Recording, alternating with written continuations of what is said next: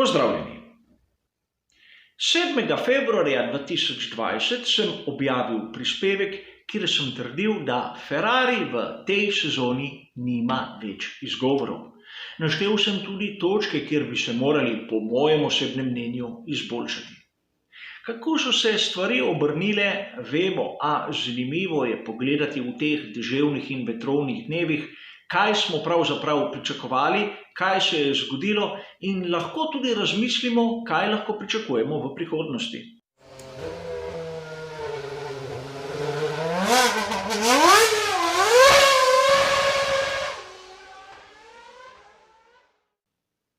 Najprej, kot običajno bi vas rad spomnil, da vkolikor si želite še enkrat ogledati tisti starejši posnetek, dobite bližnjico v opisu. Kot drugo točko bi pa rad objasnil, zakaj se verjetno vsi mi, kateri imamo radi Formulo 1, toliko ukvarjamo s skuderijo Ferrari. Najprej, vsi nismo navijači te znane ekipe. A treba je biti iskreni, skuderija Ferrari je bila lani druga sila v svetovnem prvenstvu Formule 1 in obljubljeno je bilo marsikaj v zimskih mesecih. Tudi zato je razočaranje toliko večje in treba je razumeti, kaj se je pravzaprav zgodilo. Namreč ne gre za neko stagnacijo, da ne bi napredovali, temveč so izjemno nazadovali. Danes Ferrari, če smo iskreni, lahko pričakuje uvrstitve tam med 8. in 12. mestom, če pred njimi se ne zgodi ne vem koliko odstopov tistih, ki so hitrejši. In mislim, da je slika dokaj realna.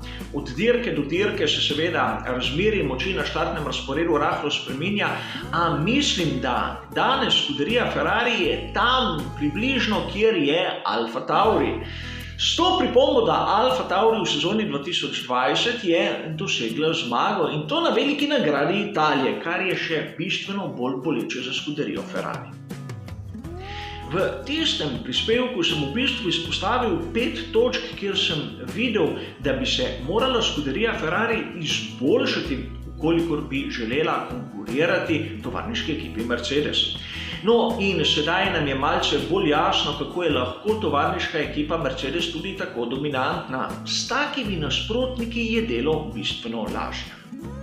A vrnimo se na tisti starejši prispevek in poglejmo si skupaj, kaj sem takrat praktično poudaril kot tiste točke, katere bi bilo potrebno izboljšati, kaj se je zgodilo in kakšne so moje projekcije za prihodnost. Namreč najprej je treba poudariti, da pri skuderiji Ferrari so bili pri reševanju tega vozniškega problema, kateri je nastal, izjemno nespretni. Najmanj od velike nagrade Brazilije 2019 je bilo jasno, da Charles Leclerc in Sebastian Vettel konkurirata eden drugemu za tisto vlogo prvega voznika v skuderiji. Pri skuderiji Ferrari so se odločili za Charlesa Leclerca, kar je legitimna izbira.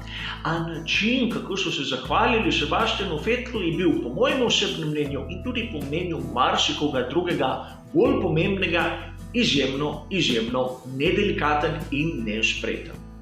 Praktično Sebastian Vettel v sezoni 2020 je v skuderiji Ferrari, a ni več član te ekipe. Je nekdo, ki je pač tam zaradi pogodbe. Njegova motivacija je izredno nizka, njegovi rezultati tudi. In nihče se pravzaprav ne ukvarja z njim, kar je napaka. Tudi slabi rezultati Sebastiana Vettela pripomorijo k slabi uvrstitvi skuderije Ferrari. Namreč vsaka ekipa ima 2 bolida in to nam mora biti jasno. Zakaj so tako ravnali pri skuderiji Ferrari, je jasno samo njim, a po mojem osebnem mnenju izjemno nespretno. Druga točka, katera je bila izjemno polemična v teh zadnjih mesecih, je pogonski sklop skuderije Ferrari. Namreč mnogi navdušenci in tudi navijači so kazali s prstom na tisto direktivo FIA, katera je točno definirala, kako se meri porabo goriva. In seveda brali smo lahko ogromno člankov, kako naj bi Ferrari izgubil ogromno moči pri njihovem pogonskem sklopu. Govorim v pogojniku, kajti mi nismo videli nobenih empiričnih rezultatov. Vse so le govorice in domneve nekaterih In še te domneve mnogi posplošijo tako, da nastanejo trditve. A vseeno zavedati se moramo nekaj. Direktive FIA niso bile namerjene proti Ferrariju, ampak dane so bile vsem ekipam. Torej, v začetni štartni poziciji so vse ekipe podvržene enakim pravilom, enakim meritvam. Sedaj, ukolikor so pri nekaterih dobaviteljih naredili boljše delo, se lahko vprašamo, kaj so počeli pri skuderiji Ferrari. Namreč njihov glavni in do nedavnega tehnični direktor je motorist Mattia Binotto, ni aerodinamik. Kako je možno, da nekdo, ki bi se moral razumeti v pogonske sklope, je svojemu moštvu ukazal delati praktično v napačni smeri? Malce čudno se vam ne zdi vsem in kak izgovor bomo ponovno slišali, zakaj tega ni bilo. Seveda, FIA je kriva, ker je hotela to, da vsi spoštujejo pravila. Mislim, da zadeva je malce drugačna. A preden začnemo govoriti o tem, da pogonski sklop Ferrarija ni bil v skladu s pravilnikom, bi vas rad spomnil, da ni bila izrečena nobena kazen in nobena sankcija. To, da obstaja tisti dogovor o molčečnosti med Ferrarijem in FIO, ne spremeni dejstva. Mi pač ne vemo, kaj je bilo v tistem pogonskem sklopu, a uradno so zadeve take, kot jih vidimo. Vse je bilo legalno. A seveda sedaj moramo iti korak naprej in se malce ustaviti pri tehničnem pravilniku. Pri tistem starejšem prispevku se je govorilo o Formuli 1 pred COVID-19, to se pravi tisti fantomatski Formuli 1, kjer bi prišlo do velikih sprememb v sezoni 2021. Tudi vezanje na tisti koledar, kjer smo imeli 22 dirk. Seveda, prišlo je do ogromnih sprememb, največja je ta, da bodo približno podobni bolidi, kot smo jih videli letos, na progi tudi naslednje leto. In tisti novi pravilnik bo stopil v veljavo šele v 2022. A seveda, pri tem pravilniku, katerega vidimo danes, in pri realizaciji bolida Ferrari SF1000 so v Maranellu popolnoma zgrešili smer. V prejšnji sezoni pri SF90 smo slišali izgovor, kako je bil koncept bolida popolnoma zgrešen. No, zanima me, kakšen koncept je bil šele pri SF1000. Namreč, videli smo ogromne spremembe, kjer naj bi šli pri Ferrariju iskati tisti aerodinamični oprijem.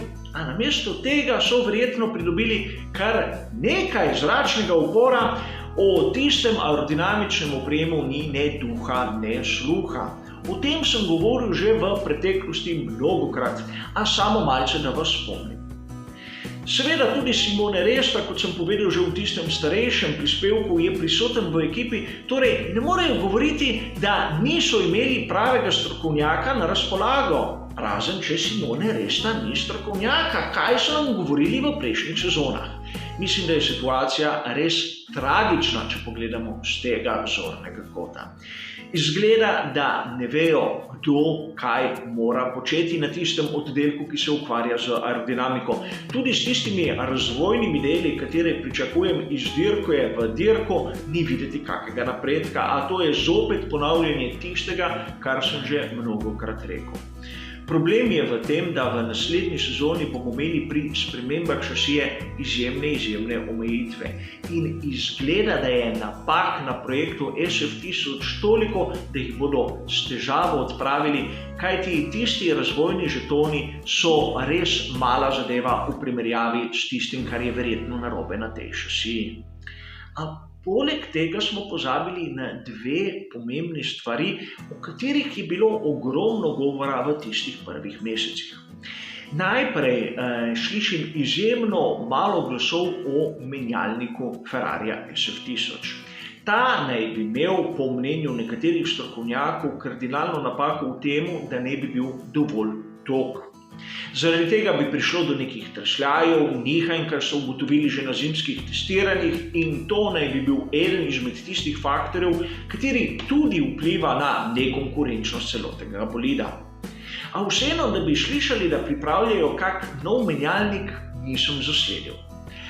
Druga zadeva, katera je še bolj zanimiva, je tisti tretji hidravlični element, kateri je končno debitiral na bolidu SF1000. Govorilo se je v mesecih pred začetkom sezone kot o tistem skrivnem orožju, katera bo pomagala ekipi z Marlela končno premagati Mercedes.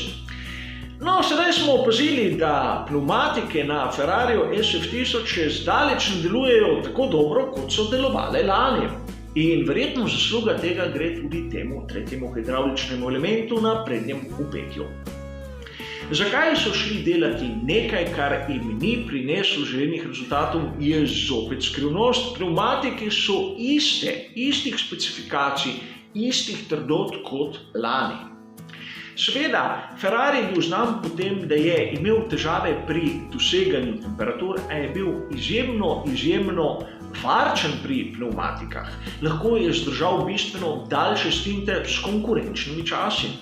A letos ne vidimo niti konkurenčnih časov in njihovi stinti niso nič kaj daljši od tistega, kar vidimo pri konkurencu, kvečjemu so še krajši.